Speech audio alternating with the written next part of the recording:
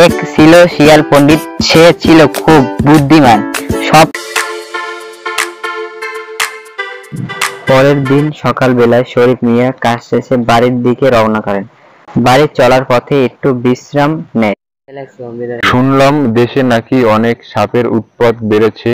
সবাই তো বলে, ওমা দেখি আমার সামনে সাপ। এটা কি সাপ?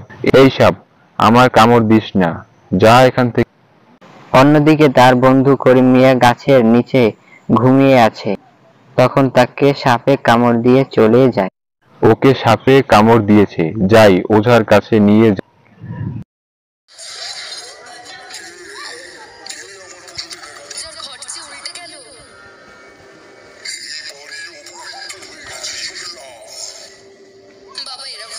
এই তোমরা কি কিছু বোঝো না? সাপে কামড় দিলে ডাক্তারের কাছে নিতে হয়। কে বলেছে ওঝার কাছে নিতে? সাপে কামড় দিলে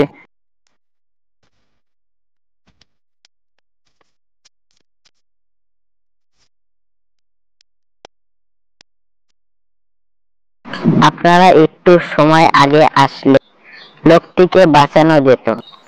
খুব বড় ভুল করে ফেলেছেন। আজ আপনাদের ভুলের জন্য লোকটি মারা গেল।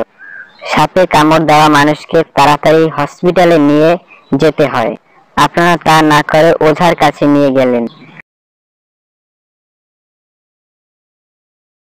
আজ একটিও সাপ রাখবো না, আজ একটিও সাপ রাখবো না, সব সাপ মেরে ফেলবো, চলো সব।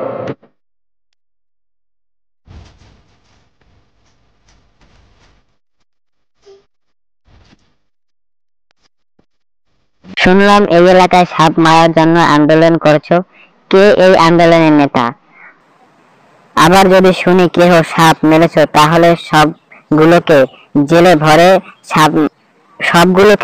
ভরবো। সাপকে কোনো ক্ষতি না করিলে ও আপনাকে কোনো ক্ষতি করবে না।